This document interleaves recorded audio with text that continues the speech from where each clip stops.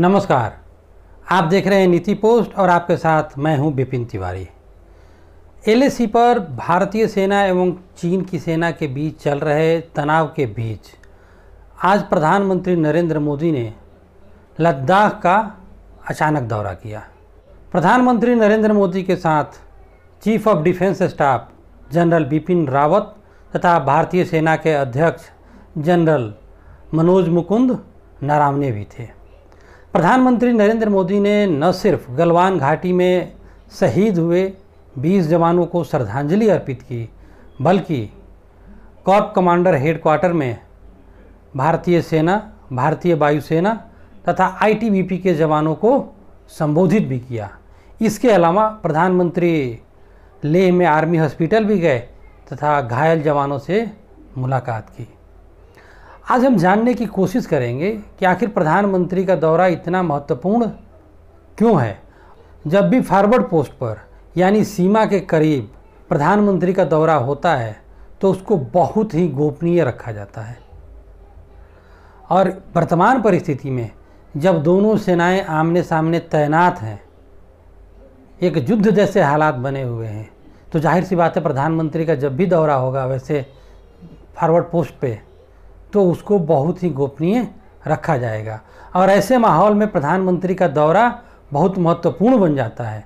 वो अपने आप में न सिर्फ देश की जनता के लिए संदेश है, बल्कि चीन और पूरे विश्व समुदाय के लिए एक संदेश बनता है। एक बात ध्यान देने वाली है, प्रधानमंत्री ने लगभग अपने आधे घंटे के भाषण में एक बार भी चीन का नाम नहीं लिया, लेकिन जिस तेवर के साथ और जिस जोश के साथ उन्होंने लद्दाख में न सिर्फ देश के साथ साथ अंतर्राष्ट्रीय और चीन को संबोधित किया, उससे लगता, और उसके बाद से चीन ने जिस तरह से प्रतिक्रिया व्यक्त की, हालांकि प्रधानमंत्री ने चीन का एक बार भी नाम नहीं लिया, लेकिन चीन ने जिस तरह से प्रतिक्रिया व्यक्त की, उससे यह स्पष्ट हो गया कि प्रधानमंत्री का संदेश बिल्कुल सटीक निशाने पर लगा।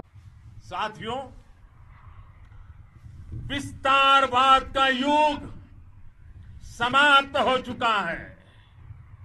ये युग विकासवाद का है।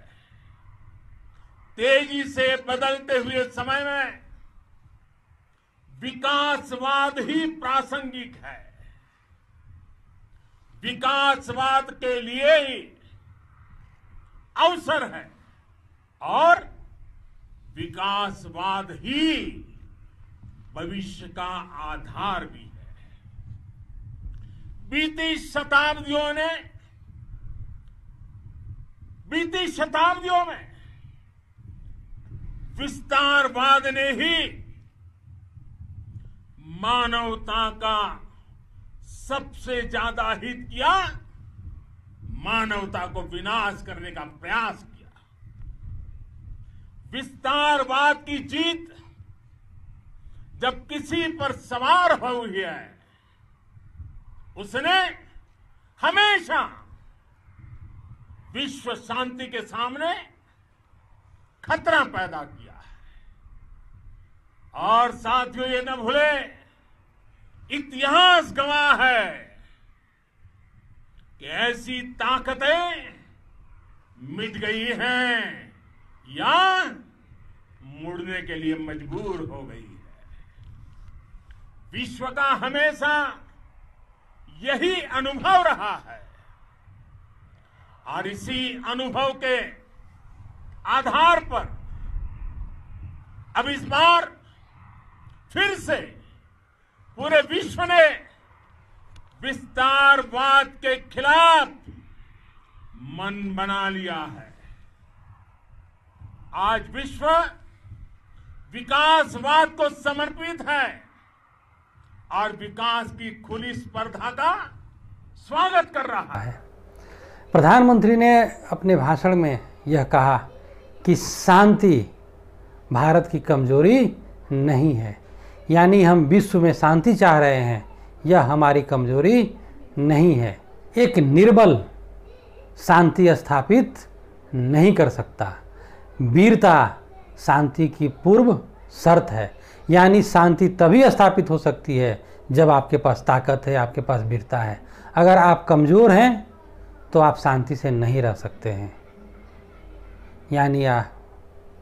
यानी चीन को यह संदेश है कि हम शांति चाह रहे हैं, लेकिन हम कमज़ोर नहीं हैं, हम मजबूत हैं, इसलिए शांति चाह रहे हैं।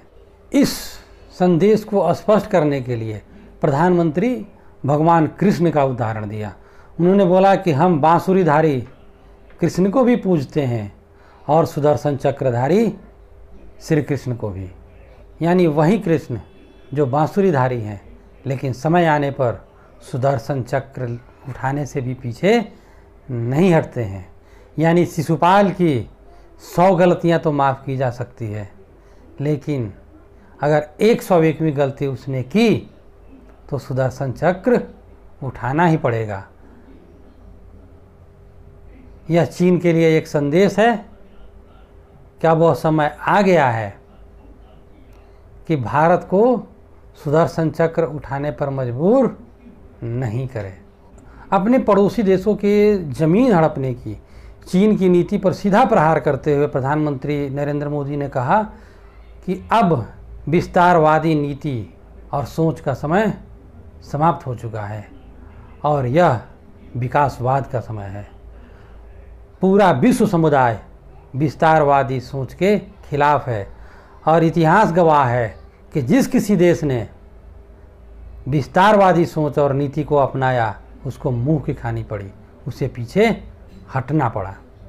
प्रधानमंत्री ने कहा कि वर्तमान समय में देश कई मोर्चे पे संकटों का सामना कर रहा है, लेकिन हम सभी मोर्चों पर विजयी होंगे। उनका स्पष्ट इशारा, चाहे वह कोरोना संकट हो या फिर आर्थिक संकट हो या फिर चीन का संकट हो, इन सभी संकटों के ऊपर उनका स्पष्ट इशारा था। 15 और 16 जून की रात को गलवान घाटी में हुई घटना का जिक्र करते हुए प्रधानमंत्री ने कहा कि हमारे दुश्मनों ने हमारे सेना के जवानों का फायर भी देखा है और फ्यूरी भी देखा है। पूरा देश उस की वीरता पर गर्व करता है। प्रधानमंत्री ने कहा कि आज मैं इस दावे के साथ कह सकता हूँ कि देश न कभी झुका है और न कभी झुकेगा, तो इसके पीछे, मेरे इस आत्मविश्वास के पीछे अगर कोई आधार है तो वह हमारे यह जवान है, आप लोगों की वीरता है। प्रधानमंत्री ने यह भी कहा कि जब भी वह किसी महत्वपूर्ण बड़े निर्णय को लेते हैं तो वह सिर्फ 2 माताओं को याद रखते हैं। एक हम सब की भारत माता और दूसरी इन वीर जवानों की माता जिन्होंने इन वीरों को जन्म दिया और देश की सेवा के लिए देश को समर्पित कर दिया। तो जो भी निर्णय होता है वह इन 2 माताओं के कल्याण को सोच करके होता है। इन दोनों को मैं प्रणाम करता हूँ। अब यहाँ पर हम चर्चा करते हैं कि आखिर प्रधानमंत्री को सीमा पर जाने की, यानी फॉरवर्ड पोजीशन पर जाने की ज़रूरत क्या थी। तो सबसे महत्वपूर्ण जो सबसे पहला बात है वह तो एक है हौसला अफजाई करना। यानी जब प्रधानमंत्री जवानों के साथ फॉरवर्ड पोजीशन पे होते हैं, जब मुश्किल परिस्थिति में इन 2 सेनाएं आमने सामने खड़ी हैं, तो उस वक्त ज़बरदस्त हौसला अफजाई होता है। यह न सिर्फ देश की सेना में हौसला अफजाई करता है, बल्कि देश के जनता के अंदर आत्मविश्वास भी पैदा करता है और यह नेतृत्व का यह पहचान है कि वह आगे बढ़ कर के नेतृत्व करे। तो एक तो सबसे पहला निर्णय, पहला जो मकसद है इस यात्रा का यह था। प्रधानमंत्री की यात्रा ही अपने आप में एक महत्वपूर्ण संदेश दे देती है। जो दूसरा महत्वपूर्ण निर्णय है वह है प्रधानमंत्री फर्स्ट हैंड रिपोर्ट लेना चाह रहे थे। यानी वो सिचुएशन को खुद देख करके समझना चाह रहे थे कि आखिर परिस्थितियाँ क्या हैं, कैसे हैं। क्योंकि नई दिल्ली में जब भी CCS की मीटिंग हो या कोर कमांडर की मीटिंग हो या फिर सेना के अधिकारी और इंटेलिजेंस अधिकारी, इस तरह की जब भी ब्रीफिंग दी जाती है प्रधानमंत्री को, तो कई तरह के सैटेलाइट मैप और अन्य मैप से समझाया जाता है कि कहाँ क्या परिस्थिति है। तो प्रधानमंत्री एक बार खुद भी देखना चाह रहे होंगे कि आखिर वास्तव में वहाँ पे स्थिति क्या है। क्योंकि प्रधानमंत्री एक आप फोटोग्राफ में भी देखेंगे कि जो नॉर्दर्न कमांड है, नॉर्दर्न कमांड के जो कमांडिंग ऑफिसर हैं, उन्होंने प्रधानमंत्री को मैप पे पूरा सिचुएशन भी समझाया। क्योंकि जब भी इस तरह की यात्रा होती है तो हम तो कुछ जो पब्लिक इंगेजमेंट है वह देखते हैं, लेकिन पर्दे के पीछे बहुत सारी मीटिंगें होती हैं, चाहे वो कॉप कमांडर हों जो सीधे चीनी सेना से वार्ता कर रहे हैं, प्रधानमंत्री उनसे भी इंटरेक्ट किए होंगे कि आखिर वार्ता में क्या हो रहा है, कैसा है, बॉडी लैंग्वेज क्या है, हमारी तैयारी क्या है, हम कैसे क्या कर सकते हैं। फिर जो नॉर्दर्न आर्मी कमांडर हैं वह क्या परिस्थिति, ज़मीन पे क्या हकीकत है, कैसी तैयारी है, वह खुद सबका फर्स्ट हैंड रिपोर्ट लेना चाह रहे होंगे। क्योंकि जब प्रधानमंत्री हेलीकॉप्टर से उड़े और वहाँ पे पहुँचे तो उन्होंने हवाई सर्वे भी किया होगा, बाकी सारी पहाड़ियों को भी देखा होगा कि वहाँ पे क्या हो रहा है, कौन सी पहाड़ी कैसे है, कहाँ है, अपना पोजीशनिंग क्या है, अपनी ताकत क्या है, अपना उपयुक्त समय क्या है। तो जो चीज़ें जो सेना द्वारा और जो टॉप अधिकारी द्वारा, कमांडर द्वारा ब्रीफ की जाती है प्रधानमंत्री को, वो ग्राउंड पे जाकर के सिचुएशन देख रहे होंगे। इससे प्रधानमंत्री को फर्स्ट हैंड जानकारी भी मिलेगी, क्रॉस क्वेश्चन भी होगा, और जो वहाँ पर धरातल पर जो अधिकारी हैं उनको भी एक डायरेक्ट कैसे आगे बढ़ना है, क्या करना है, एक मैसेजिंग ही मिलता है। क्योंकि सेना में ये कहा जाता है कि एक विजिट, यानी एक यात्रा आप फर्स्ट हैंड विजिट कर रहे हैं, वह 1000 रिपोर्ट से भारी पड़ता है, यानी 1000 रिपोर्ट के बराबर है। ग्राउंड से रिपोर्ट आ रहा है, मैंने लगभग 1000 रिपोर्ट पढ़ ली और एक यात्रा करके खुद देख ली, यह दोनों एक बराबर है। तो प्रधानमंत्री ये खुद जानना चाह रहे हों ताकि आगे भविष्य में जब भी कोई निर्णय लेना पड़े, चाहे वो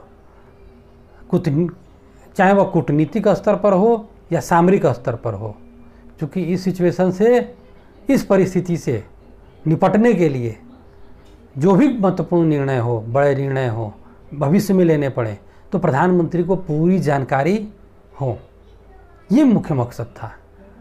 इसके साथ साथ सेना का हौसला अफजाई करना, पूरी देश की जनता को एकजुट करना, जोश जगाना, विश्वास जगाना और चीन को तथा विश्व समुदाय को संदेश देना, इस यात्रा के मकसद थे।